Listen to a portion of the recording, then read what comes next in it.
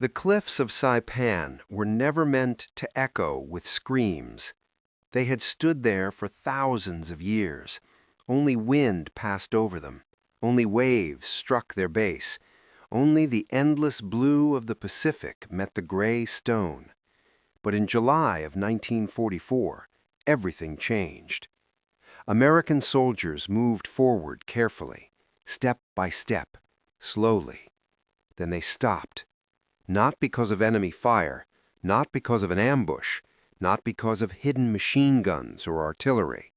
They stopped because of what they saw.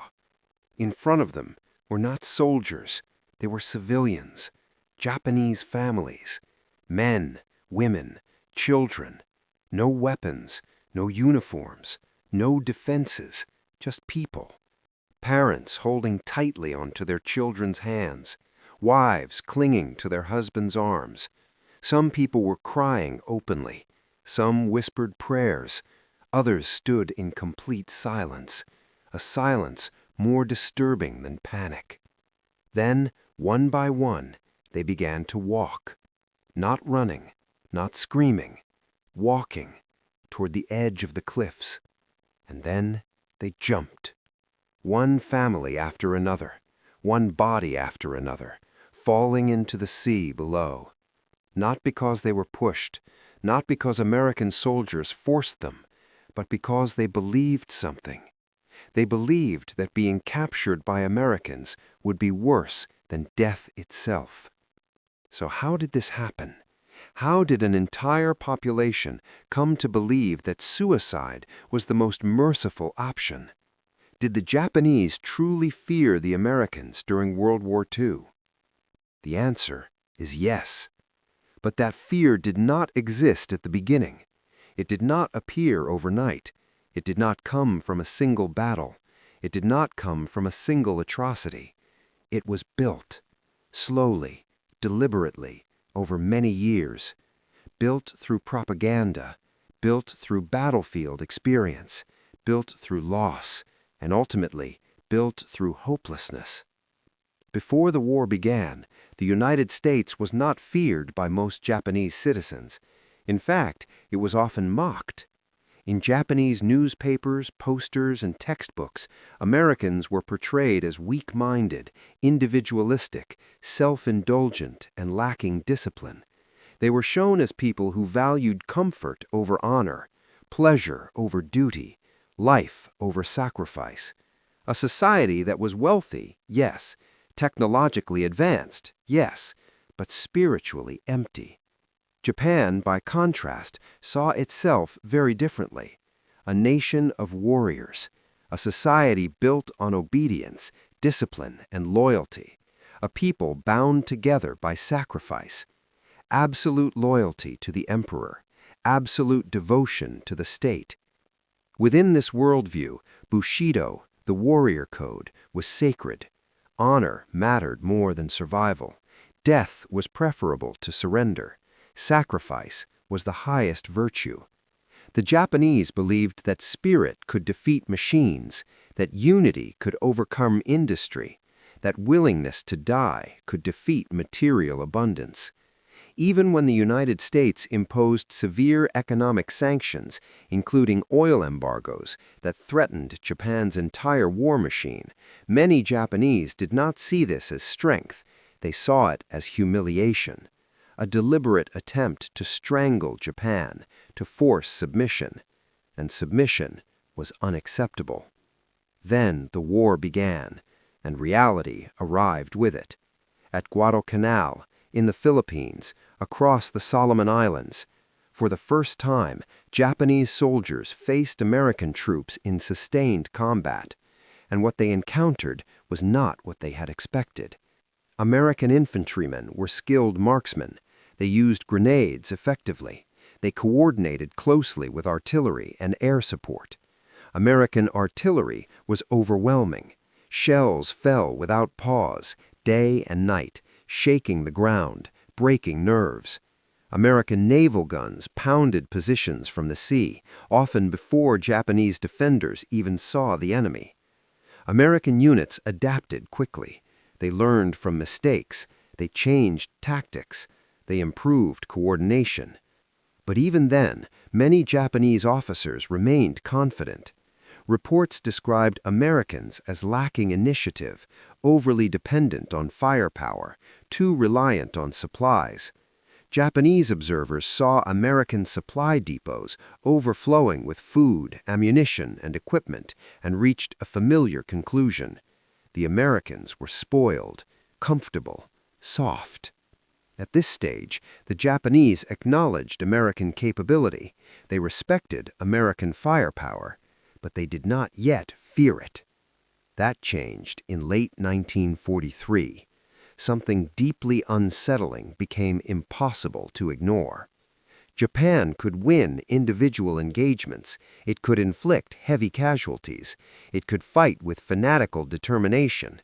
But no matter what it did, the Americans kept coming. When American ships were sunk, new ships arrived faster than the old ones were lost. When American aircraft were destroyed, even larger formations appeared in the sky. When American soldiers were killed, fresh divisions replaced them. Meanwhile, Japan's situation worsened. Factories could not keep up. Fuel supplies dwindled. Shipping lanes were strangled. Soldiers grew younger. Training grew shorter. Equipment grew poorer. In Japanese soldiers' diaries and interrogations, a new tone emerged. Short, blunt, cold. They never stop coming. Their ships return faster than we can sink them. Fighting them is like fighting the tide. This was the turning point. This was when fear truly began. Not fear of American bravery, not fear of American morale, but from something far more terrifying. Fear of inevitability. Fear that defeat was not just possible, but unavoidable.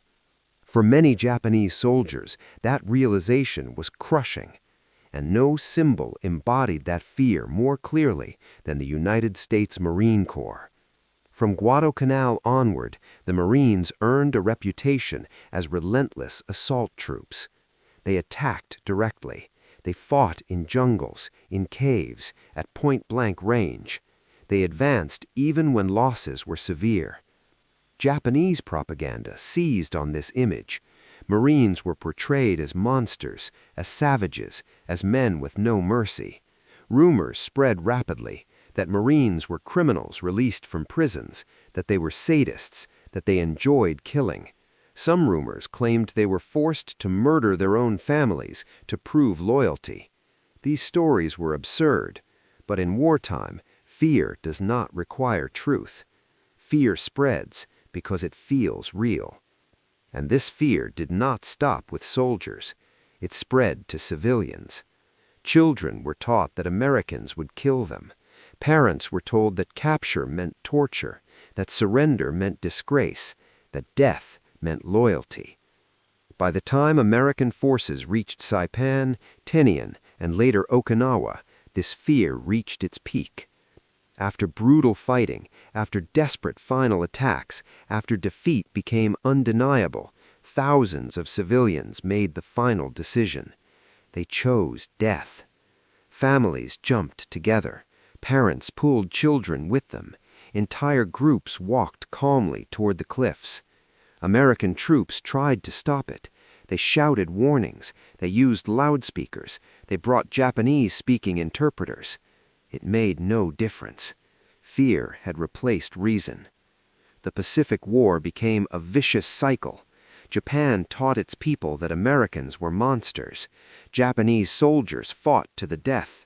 Japanese troops feigned surrender. American troops lost trust. Americans fired preemptively to survive. Japan used this as proof of brutality. Neither side saw the other as human anymore.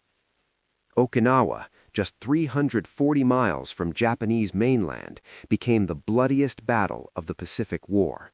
Around 150,000 civilians died. When American planners studied Okinawa's casualty figures, they reached a grim conclusion. An invasion of Japan itself could cost millions of lives. Then the war ended. American forces occupied Japan, and many Japanese civilians were stunned.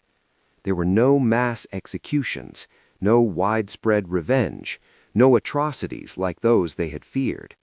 For many, this was the final shock.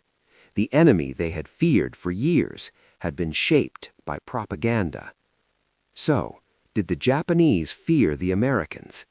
Yes, but it was a fear built gradually, from contempt to respect to overwhelming terror. That fear shaped how the Pacific War was fought, and it killed tens of thousands of innocent civilians. It left behind a final lesson.